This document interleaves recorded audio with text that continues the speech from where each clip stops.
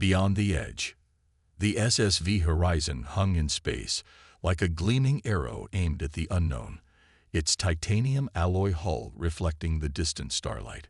Captain Maya Rice stood on the bridge, her eyes fixed on the viewscreen displaying what many considered impossible: the edge. Not just the edge of known space, but the actual boundary where the Milky Way galaxy simply ended. "All systems ready for the approach, Captain," reported Lieutenant Commander Darian Chen, his fingers dancing across the holographic controls. "Quantum engines at 98% efficiency." Maya nodded, feeling the weight of 7 billion lives back on Earth and its colonies pressing down on her shoulders. Status of the edge. Science Officer Eliza Okafor stepped forward, her dark eyes focused intently on the data flowing across her tablet. The anomaly remains consistent with previous scans. Energy readings off the charts, but the pattern suggests it's not entirely natural. Not natural. Maya raised an eyebrow. "You still think it's constructed?" "The mathematical precision is too perfect," Eliza insisted. "The probability of such a distinct boundary occurring naturally is virtually zero. Someone, or something, built this." Throughout human history, astronomers had charted the stars, mapped the cosmos, and explored deeper into the galaxy with each passing generation. But 10 years ago, the unmanned probe Pathfinder had discovered something unprecedented: a barrier of energy that appeared to encircle the entire Milky Way galaxy. Initial probes sent to investigate never returned. 5 more years of study revealed that the edge wasn't just a wall. It was a perfect sphere encompassing their entire galaxy, invisible to traditional sensors, but impenetrable to all known forms of matter and energy. Until now. "The quantum fold drive is our only shot," Chief Engineer Hiroshi Tanaka said, joining them on the bridge. His usually confident demeanor was tempered by caution. "In theory, it should allow us to slip between the spaces of reality itself, bypassing the edge entirely." "In theory," muttered Security Chief Valentina Volkov from her station. Her skepticism wasn't unwarranted. No one had ever tested the QFD at full capacity. "We've discussed this enough," Maya said firmly. "Earth Central gave us the go-ahead after 3 years of preparation. If something intelligent created this barrier around our galaxy, we need to know why. Is it protection or prison?" The crew fell silent. Each of them had volunteered for this mission knowing full well it might be one way. The Horizon represented humanity's pinnacle of achievement. Its most advanced ship, crewed by the best minds Earth had to offer. "Begin final approach," Maya ordered. "All personnel to security stations. Engage the QFD on my mark." The massive ship glided toward the edge, which appeared on their instruments as a shimmering wall of energy, pulsing with colors that shouldn't exist in normal space. As they drew closer, the ship's systems began to flicker, communications with Earth growing staticky before cutting out entirely. "Interference is stronger than anticipated," Chen reported, his voice tight with tension. "We're losing external sensors." Maya took a deep breath. "We proceed as planned. Engage QFD in 3, 2, 1, mark." Hiroshi activated the drive, and reality itself seemed to scream in protest. The bridge lights flickered wildly as the ship shuddered. Warning alarms blared throughout the vessel, and Maya gripped her command chair so tightly her knuckles turned white. The view screen showed nothing but chaotic energy swirling around them like an angry storm. "Drive functioning at maximum capacity." Hiroshi shouted over the cacophony. "We're pushing through, but the resistance is." His words were cut short as a blinding flash of light engulfed the bridge. Maya felt as though her very atoms were being pulled apart and reassembled incorrectly. Time ceased to have meaning. It could have been seconds or hours before her vision finally cleared. The alarms had stopped. The ship drifted silently through space. "Status report," Maya ordered, her voice hoarse. We made it through," Chen whispered, staring at his console in disbelief. "All systems recovering." Maya turned to the view screen and felt her breath catch in her throat. Before them stretched a vista unlike anything human eyes had ever beheld. Stars burned in colors impossible according to known physics: emerald green, deep purple, shimmering gold. Cosmic structures twisted in patterns that defied comprehension, and in the distance, planets orbited stars in configurations that shouldn't be stable. "Where are we?" Valentina asked, voicing the question on everyone's mind. Eliza was frantically analyzing the sensor data. Not where, but perhaps when. The quantum signatures around us are shifted. We might be in a pocket universe, or perhaps a different dimension altogether. Can we get back? Maya asked the crucial question. Hiroshi checked his readings. The QFD needs time to recharge, but yes, in theory, we can reverse the process. Captain, Chen interrupted, his voice suddenly urgent. We're detecting movement, multiple objects approaching at high velocity. On the view screen, dark shapes materialized against the backdrop of colorful stars. They moved with impossible precision, their forms seemingly fluid and constantly shifting. Are they ships? Maya asked, squinting at the screen. Unknown, Chen replied. They're not registering as solid matter on our sensors, but they're definitely moving with purpose. Open all communication channels, Maya ordered. Standard first contact protocols. Eliza worked quickly, broadcasting the carefully designed mathematical sequences and universal greetings that humanity had prepared for this very moment. The response came not through their communication systems, but directly into their minds. You hehevi sirotosis edte there. This is forbidden. The voice wasn't spoken aloud, yet every crew member on the bridge heard it simultaneously, a chorus of overlapping tones that somehow formed coherent thought directly in their consciousness. We come peacefully. Maya projected her thoughts outward, hoping they would understand. We seek knowledge and friendship. Your kind is not ready. Return or be unmade. The dark shapes drew closer, surrounding the horizon in a perfect formation that suggested intelligence and coordination far beyond human capability. We won't leave without understanding why our galaxy is contained, Maya insisted, both verbally and mentally. Are you protecting us or imprisoning us? There was a pause, as if the entities were considering her question. You will be tested. Without warning, one of the shapes accelerated toward the horizon, merging with the hull before anyone could react. Ship systems went haywire as the entity infiltrated their computers, scanning through databanks and vessel schematics at impossible speed. It's accessing everything, Hiroshi shouted, frantically trying to isolate critical systems. Our entire history, scientific knowledge, cultural archives. As suddenly as it had begun, the invasion stopped. The entity extracted itself from the ship, rejoining its companions. Primitive, but unexpected. The test begins now. 3 of the alien beings peeled away from the formation, streaking toward a nearby celestial body that resembled a small moon. They want us to follow, Eliza said with certainty, though no words had been communicated. Maya hesitated only briefly. Helm, set course to match. Keep weapons and shields on standby. As the horizon approached the moon, sensors revealed it to be artificial, a massive construct disguised as a natural satellite. A hangar door large enough to accommodate their ship slid open along its surface. It's an invitation, Maya said, or a trap. Both most likely, Valentina replied, checking her sidearm. Maya made her decision. Take us in, but prepare emergency extraction protocols. Whatever test they have in mind, we'll show them humanity isn't as primitive as they think. The horizon entered the artificial moon, illuminating the vast interior with its running lights. Inside was a docking bay large enough to house 1,000 ships of their size, yet completely empty. As they settled into position, the hangar doors closed behind them, sealing them inside. Atmosphere is breathable, Eliza reported with surprise. Gravity set to Earth standard. They've been studying us for some time, Maya realized. Prepare an away team. Let's find out what this test involves.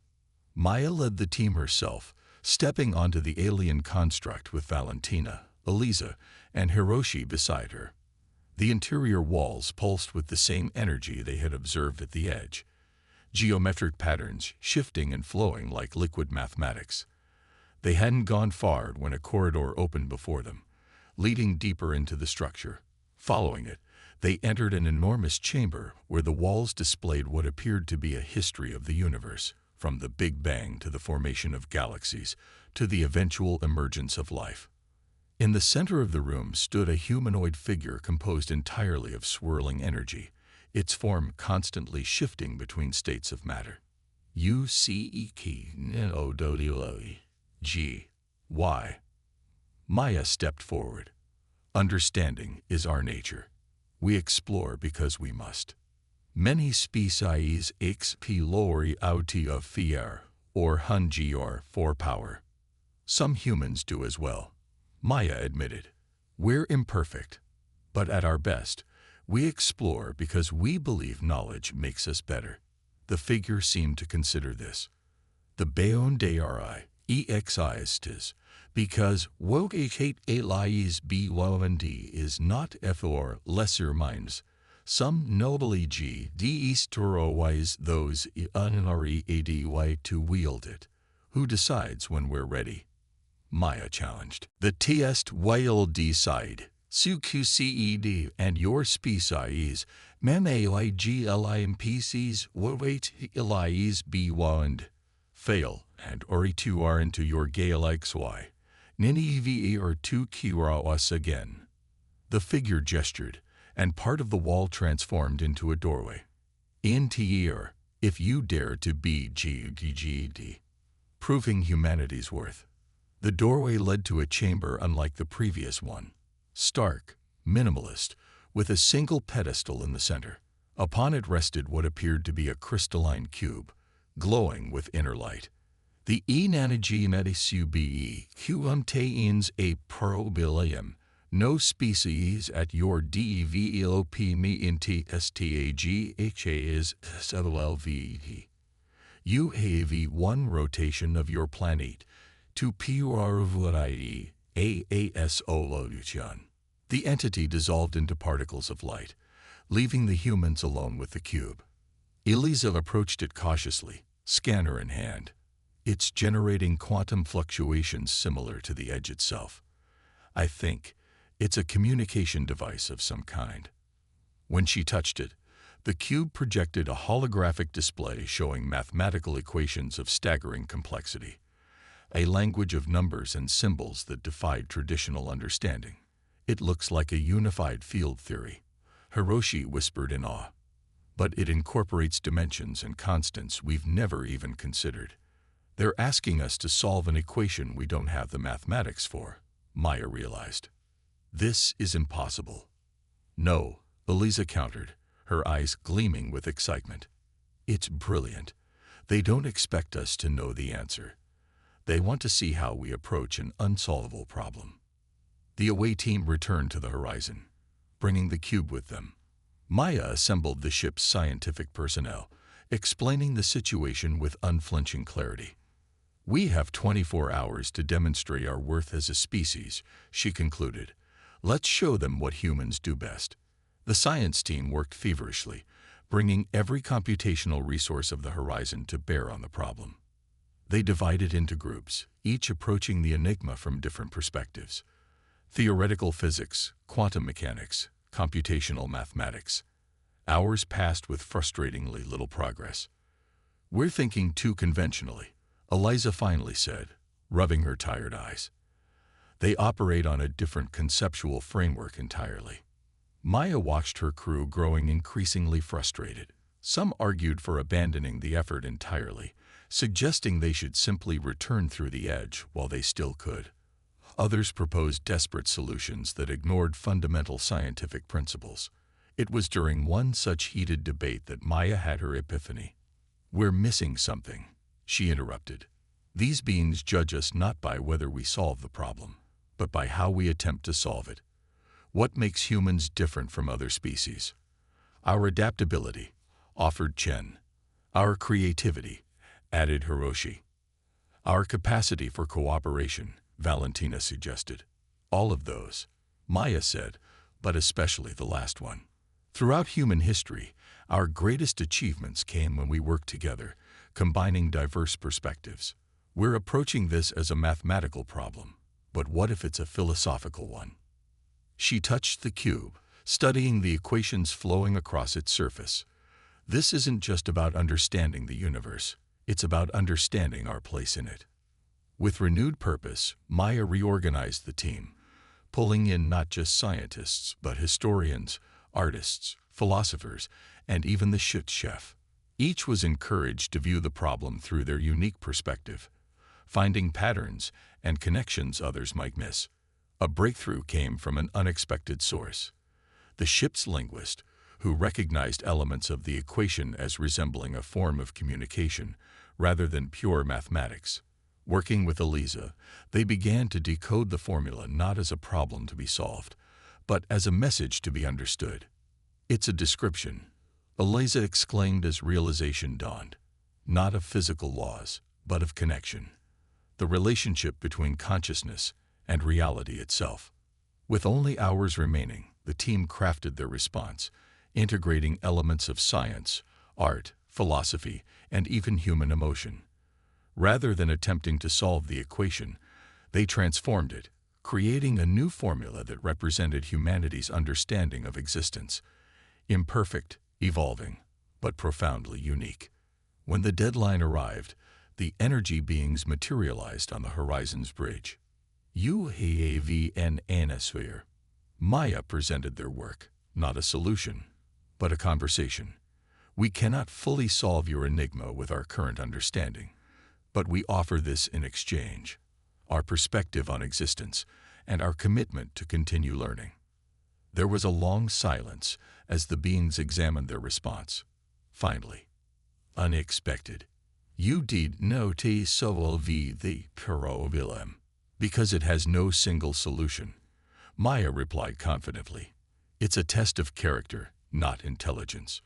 You wanted to see if we would recognize our limitations while still striving to exceed them. Most species attempted force deed solutions, CLAMing, KKNOWLEDG, they do not poesies, or they variat in fear, unwilling to HCKNOWLEG, the CKALENG. Humans are stubborn, Maya said with a slight smile. We don't give up easily, but we can admit when we need more time to grow. The beings conferred silently among themselves before addressing the humans again. Your approach is worthy of consideration. The barrier around your Galactic's wide ways erased a million orotethiones ago, way into the cosmos was younger. It is dual purpose. To protect the developing worlds from cosmic forces beyond comprehension, and to prevent medcare expansion of species unprepared for realities. An image appeared on the view screen, a map of countless galaxies, most surrounded by barriers similar to the one around the Milky Way. You are not the HFY to cross your biohuman DRY, but you are HFY from your world to demonstrate POTNTIL. We will your return. With knowledge, that will help your kind, ADVANC, in time. Perhaps your galaxies barrier will be thinned.